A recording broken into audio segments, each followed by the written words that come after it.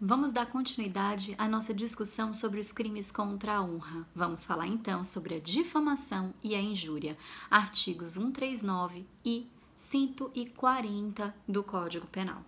O que seria a difamação? A difamação está lá prevista no artigo 139 da seguinte forma: difamar alguém imputando-lhe fato ofensivo à sua reputação. O que a gente verifica aqui? A gente verifica mais uma forma, de tutelar a honra objetiva do sujeito. Significa dizer que agora Rafaela está afirmando que Juliana, ela trai o marido dela todas as noites. Ela tem condutas irresponsáveis com relação aos seus filhos. Ela deixa muitas vezes de acompanhar as tarefas da escola. Isso aí seria crime? Não, mas isso atinge a honra objetiva de Juliana. Ela é considerada lá como uma mulher adúltera, como uma mãe responsável. Significa dizer que perante terceiros, a reputação dela está sendo atingida de alguma forma. E nesse caso, eu vou estar cometendo um crime de difamação e não de calúnia. Por quê? Porque trair o marido, deixar de fazer as atividades dos filhos, não caracteriza crime. Então, significa dizer que eu só estou ofendendo a reputação de Juliana nesse caso. Quem são os sujeitos nessa hipótese? Eu tenho um crime comum, Pode ser praticado por qualquer pessoa, não se exige nenhuma qualidade especial do sujeito ativo. E no meu sujeito passivo, por outro lado, eu preciso de uma pessoa física. Aqui o legislador não prevê punição para uma difamação contra mortos, por exemplo, como é previsto lá na calúnia. Então, por falta de previsão legal, a gente não poderia falar em difamação contra mortos, certo? E com relação à pessoa jurídica, a pessoa jurídica poderia ser vítima de difamação? Tecnicamente, a gente poderia dizer que sim. Por quê? Porque a pessoa jurídica tem uma reputação, tem uma honra objetiva, zelar. Só que a jurisprudência é tendente a afirmar que não, que a pessoa jurídica não pode ser vítima de difamação, porque isso seria mero ilícito administrativo, civil, Seria algo que deveria ser resolvido por outro âmbito do direito, já que aqui no direito penal a gente tem o princípio do direito penal de última ratio, da subsidiariedade, da fragmentariedade, então não seria apropriado esse ambiente de discussão. Significaria dizer que a gente teria como sujeito passivo aqui apenas a pessoa física. Meu tipo objetivo aqui não difere muito da calúnia, porque eu tenho um tipo simples. Meu verbo agora é difamar. Difamar significa ofender. De que forma?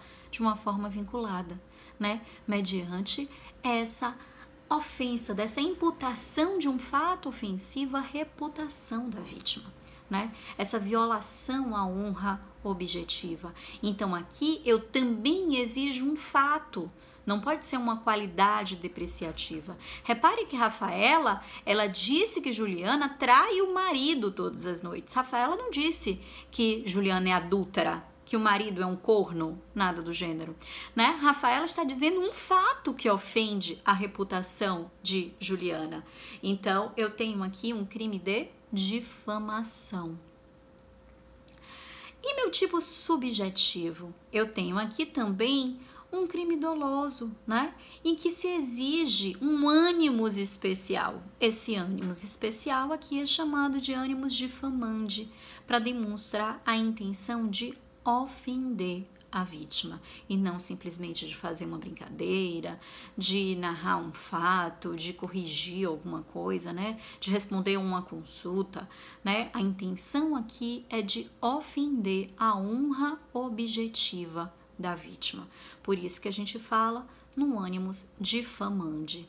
O crime aqui é um crime material, porque ele se consuma com a efetiva ofensa à honra objetiva da vítima, Então, eu teria aqui a necessidade que a ofensa chegue ao conhecimento de terceiro, porque só aqui eu vou ter a honra objetiva sendo atingida, sendo ferida pela conduta do autor.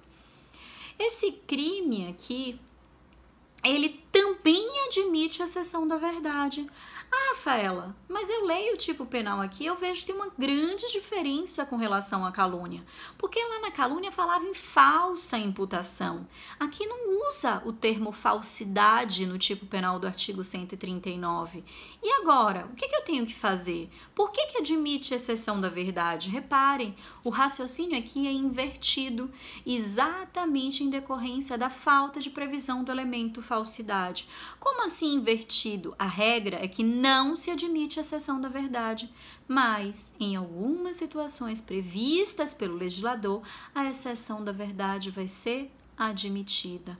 A regra é não admitir a exceção da verdade, porque a falsidade da imputação pouco importa, não é um elementar típica, mas em algumas situações se justifica a exceção da verdade. Essas situações estão previstas lá no artigo 139, no parágrafo único, que vai dizer o seguinte: a exceção da verdade somente se admite se o ofendido é funcionário público e a ofensa é relativa ao exercício de suas funções.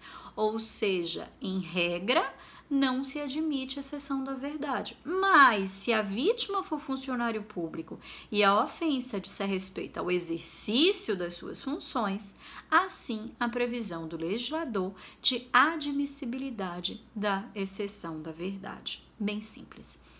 E o que seria, então, o crime de injúria? Artigo 140 do Código Penal. O crime de injúria, vocês vão perceber, ele difere da calúnia e da difamação, porque a tutela aqui é com relação à honra subjetiva, a imagem que a vítima tem a respeito de si mesmo. E é por isso, que o artigo 140 do Código Penal vai falar o seguinte: injuriar alguém ofendendo-lhe a dignidade ou o decoro. Aqui eu tenho a tutela do legislador com relação à honra subjetiva, a ofensa à dignidade ou decoro da vítima, que vai caracterizar o crime de injúria. Aqui eu também tenho um tipo comum, um sujeito ativo que pode ser qualquer pessoa, um crime comum, E meu sujeito passivo aqui só pode ser, obviamente, a pessoa física. Por quê? Porque só ela tem uma honra subjetiva, uma dignidade, um decoro a se tutelar. Aqui no meu tipo objetivo, eu tenho um tipo simples, porque eu tutelo a conduta de injuriar, ou seja, de ofender, de forma vinculada. Por quê? Porque é mediante a ofensa à dignidade ou o decoro. Dignidade, honorabilidade, valor social. Decoro, própria respeitabilidade da pessoa. Então, é essa tutela aqui que está sendo prevista pelo artigo 140 do Código Penal, No meu tipo subjetivo, eu também tenho um ânimos especial, que é o ânimos injuriande, que também é o ânimos de ofender. Na minha consumação aqui, eu também verifico um crime material, mas dessa vez ele se consuma quando chega ao conhecimento da vítima, porque é a honra subjetiva que está sendo violada e não a honra objetiva, certo? Então, ele vai se consumar quando a ofensa à dignidade ou decoro chega ao conhecimento da vítima. Só que aqui tem uma situação bem interessante, porque diferentemente da calúnia e da difamação, eu tenho modalidades de injúria. Quando eu vou olhar aqui o meu parágrafo 2º e o meu parágrafo 3º, eu verifico que existem outras formas de injúria. Então, eu poderia falar numa injúria simples, que é uma injúria por exclusão, aquela que não é qualificada, E numa injúria qualificada, que é aquela prevista nos parágrafos 2º e 3º do artigo 140. No parágrafo 2º, se prevê a chamada injúria real. A injúria real é aquela em que se utiliza violência ou vias de fato para cometer a injúria.